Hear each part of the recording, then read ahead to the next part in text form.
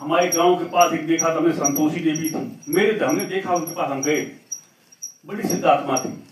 आप समझो कि रात दिन ध्यान करती थी, रात दिन ध्यान करती थी, और ध्यान करते करते शरीर छोड़ गई, आज वहां मंदिर बन गया। ऐसे ही भाई अभी इस समय वर्तमान में कासगंज के पास एक बिटिया है, यादव परिवार में, बहुत रही, अच्छे पैसे वाले हैं, तो उनकी बिटिया वो मतलब ध्यान बैठ गई, उसने कहा हम उठेंगे नहीं। अब जब ध्यान बैठ गई तो बैठिए, अब इतने मतलब धनाट लोग हैं, तो उन्होंने क्या किया कि अपना वो लोहे का सब पूरा बना दिया, आसपास से तमाम भीड़ जाया करती, दूर से उनको प्रणाम करती चली जाती, लेकिन बेबराबर ध्यान में रहती। अब होता क्या है कि ऐसे महापुरुषों से जब वो ध्यान करते हैं, ध्यानस्थ अवस्था में जो भी जाता है, तो वहां पर अगर वो पहुंचता भी है तो उसको लाभ मिलता है। अगर मान लो दुनिया के लाभ उसने अगर मांगा जाके दे दीजिए, जो काम बन जाए सब, तो दुनिया के तमाम लोग वे कुछ ना कहें तब भी अगर वो कोई दर्शन करता है तो लाभ मिलता है। लेकिन जो शरीर पूरा कर गए, शरीर पूरा कर जाने के बाद फिर कहीं कुछ नहीं है। अब कहने के लिए जो है कि आदमी कह रहा, इसमें बुराई वाली बात नहीं होती, बात सत्य यही है कि चेतन, जैसे माँ बाप हैं, माँ बाप जब तक आपके जीवित हैं, आप सेवा करते हैं, और अगर आपने उनके पैर छुए और माँ बाप के मुंह से आशीर्वाद निकला, जब आशीर्वाद निकला बेटा खुश रहो बेटा, तो जो कुछ ना कुछ अच्छा ही निकलेगा। कोई किसी के चरण छूने की जो प्रथा हिंदू समाज में, सनातन धर्म में है, वो इसीलिए है कि अगर कोई किसी के पैर छूता है तो उसके मुंह से जो निकलता है कि बेटा खुश रहो, अच्छा हो, तो जो ये निकलता है तो इसको, ये हमारे लिए कवच का काम करता है। कभी कभी क्या होता है, किसी संत ने आशीर्वाद दे दिया, कहा भारी विपत्ति आने वाली हो तो टलेगी, इसलिए कहा जाता है चेतन पूजा। चेतन पूजा ही वास्तव में पूजा है, क्योंकि जो वर्तमान है, अध्यात्म ज्ञान का मतलब है कि वर्तमान को संभाल लो। जिसने अपने वर्तमान को संभाल लिया उसका तो जीवन संभल गया, और जो भूतकाल फंसा रहा कुछ नहीं कर पाया। अभी बहुत से लोग रिटायर हो जाते, नौकरी छूट जाती, मतलब रिटायर हुए, सेवानिवृत्त हो गए, 50 साल 60 साल से ऊपर हो गए, तब क्या होता, 10 लोग बैठे हैं और 10 लोग क्या करते हैं, पीछे की बातें किया करते हैं, हमने ये किया, हमने ये किया। हम ये कह रहे कि पीछे की बातें पूरे मतलब जितना समय उतना कितना भी करते रहें, उससे कोई लाभ होने वाला नहीं। जो बीत गया सो बीत गया, जो वर्तमान है उसको संभाल लें। जिसने वर्तमान को संभाल लिया उसका सब कुछ संभल गया। और वर्तमान अगर हमारा जा रहा है तो बेकार ही जा रहा है। भाई हमारी आपकी जैसे उम्र है, जो पुराने लोग हो गए हैं, हमारा उन पे ज्यादा विशेष ध्यान रहता है। भैया पुराने लोग कम से कम जिंदगी भर नहीं कर पाए तो इसी समय समझ जाते हो। अब पुराने लोग जो बैठ गए तो राजनीतिक बात अगर करने लगे तो कहो घंटों राजनीतिक बात करेगा, अब की दाएं जी अखिलेश जीते, अब की दाएं जीते, अब की दाएं जीते। भैया कोई जीते, इससे हमारा आपका ये तो होने वाला नहीं। अब जो है संसार बच्चों को देखने दो, जो नई उम्र वाले हैं वे अपना देखें किसके लिए क्या हित है। जो 60 के ऊपर वाले हैं वास्तव में उनको निरंतर परमात्मा का ही चिंतन, परमात्मा का ही विचार, परमात्मा की तरफ ध्यान, यही उनका होना चाहिए। अगर ये नहीं हो रहा है तो समझो सब अधूरा ही है। उठ जाग मुसाफिर चेत जरा, तेरी कूच की नौबत बाज रही। उठ जाग मुसाफिर चेत जरा, तेरी कूच की नौबत बाज रही। सोबत सोबत बीत गई, सब रैन बुझे प्रभात भई। तेरे संग के साथी तो जाग गए, तेरे नैनन नींद विराज रही। उठ जाग मुसाफिर चेत जरा, तेरी कूच की नौबत बाज रही। कोई आज गया कोई काल गया, कोई जानन काज तैयार खड़ा। कोई आज गया कोई काल गया, कोई जानन काज तैयार खड़ा। नहीं कायम कोई मुकाम यहाँ, चिरकाल से यही रिवाज रही। उठ जाग मुसाफिर चेत जरा, तेरी कूच की नौबत बाज रही। इस देश में चोर चकोर घने, निज माल की राख संभाल सदा। इस देश में चोर चकोर घने, निज माल की राख संभाल सदा। बहुत होशियार लुटाए गए, बहुत होशियार लुटाए गए, नहीं साबित कोई लाज बची। उठ जाग मुसाफिर चेत जरा, तेरी कूच की नौबत बाज रही। अब तो तज आलस को मन से, कर संग तैयार समान सभी। ब्रह्मानंद न देर लगाए जरा, बिजली सिर ऊपर गाज रही। उठ जाग मुसाफिर चेत जरा, तेरी कूच की नौबत बाज रही। तो प्रेमी सज्जनों, जागना क्या है कि अंधेरे ही में तो चले जाते, पूरा जीवन कायम लगा देते हैं कि हमारा संसार बन जाए। कोई जब नौकरी करता है, सीट बैठता है तो बेईमानी करता है, तमाम धन इकट्ठा कर ले आते हैं। हमने तमाम लोगों को देखा जिन्होंने नौकरी करके और खूब अच्छी तरीके से कमाई करके ले आए, बेईमानी करके ले आए, और घर पर आए, घर इसके बाद घर खूब संपन्न हुआ, सब कुछ हुआ। जब उनके पुत्रों के द्वारा, उनकी बहुओं के द्वारा, जब स्वजनों के द्वारा उनसे उल्टे सीधे शब्द कहे गए, तब उनको महसूस होता कि अरे हम तो ठग गए, हमने जिनके लिए सब कुछ किया था आज वही हमको ऐसा सुना रहे। तब अब महसूस करता है, तब एहसास करता है, तब क्या होता है, कुछ बचा नहीं, क्योंकि कर्म जो बन गया भोगना पड़ेगा। काया से जो पातक हुई, बिन भोगे कटे नहीं हुई। जो शरीर से भोग कर्म बन गया काटना पड़ता है। इसलिए क्या होता है, जैसे किसी को सर्प ने काट लिया, और सर्प ने अगर काटा तो फिर अगर नीम उसको खिलाओ तो क्या करता, लगता है मीठा लगता है उसको।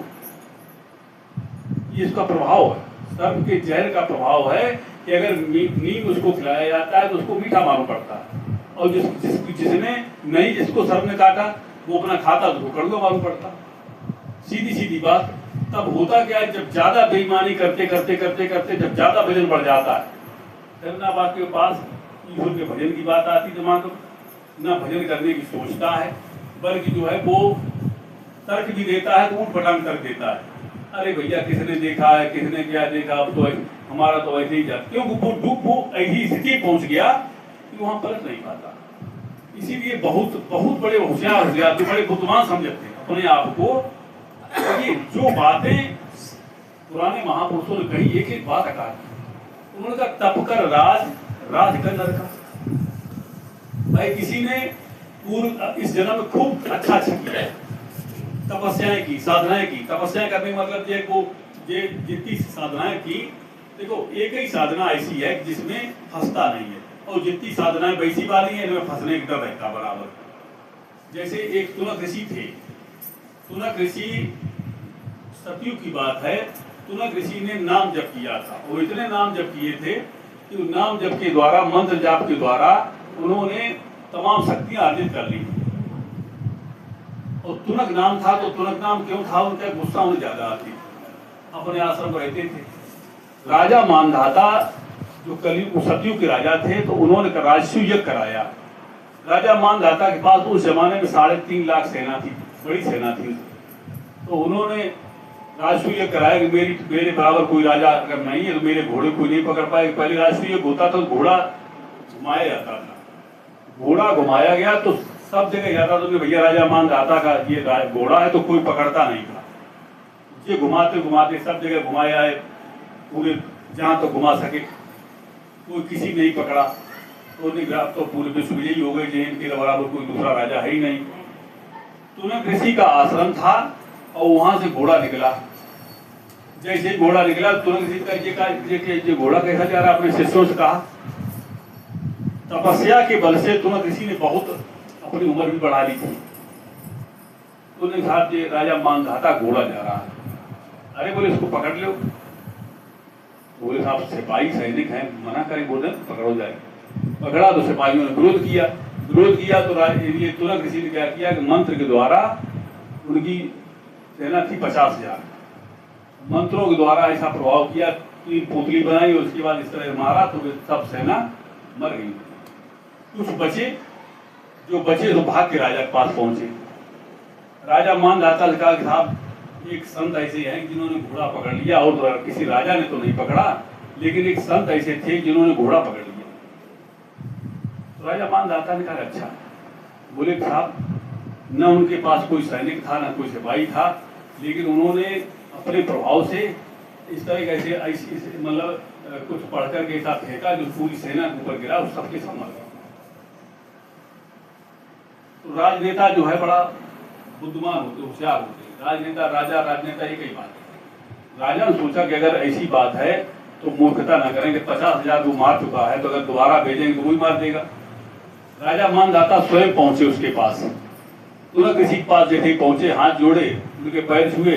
अरे बोले महाराज ये राजकाज वाला काम मेरा है, हमें राजकाज काम करने दो, आप कहाँ पीछे पड़ गए, बताओ हमारे आपने इतने सैनिक मार दिए। संत को जो महाराज कहाँ शोभा देता कि आप संत होकर के आपने इतने लोग मार दिए। जैसे ही ये कहा तो क्या होता है कि तुरंत ऋषि पछतावा मार गए। बोले ठीक है अपना घोड़ा ले जाओ, कोई बात नहीं। अब जो मार दिए तो जिंदा नहीं कर पाए। राजा ने तो अपना काम निकाला, अपना घोड़ा ले गए, आगे बढ़ गए। अब तुरंत ऋषि नंबर आया। तुरंत ऋषि थोड़े दिन के बाद बीमार पड़े।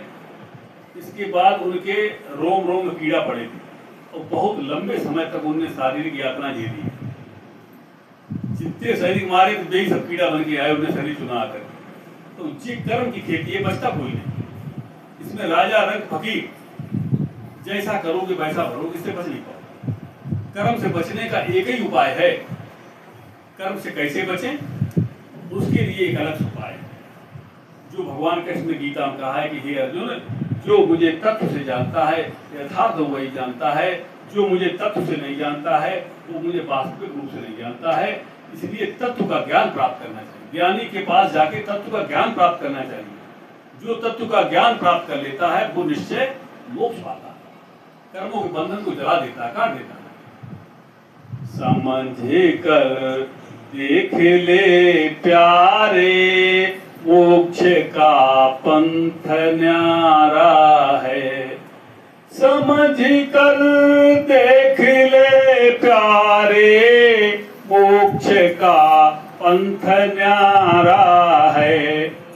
यज्ञ जप दान करने से स्वर्ग के धाम को पावे।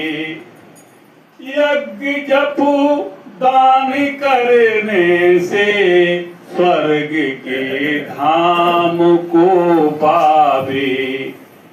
भोग कर भोग देवन के जमी पर होवे अवतारा। समझ कर देख ले प्यारे, मोक्ष का पंथ न्यारा है। समझ कर देख ले प्यारे, मोक्ष का पंथ न्यारा है। कर्म की डोर में बांधा, कभी ऊपर कभी नीचे, भटकता जीव जूनों में नहीं हो निस्तारा। समझ कर देख ले प्यारे, मोक्ष का पंथ न्यारा है। करे पूजा फिरे तीरथ,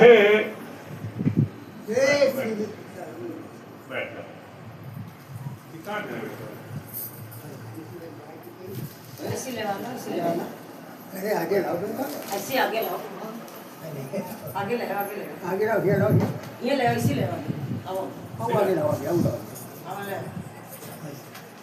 बेटा चच्चू नहीं आ रहे बैठ अरे भाई बैठ बैठ जाओ।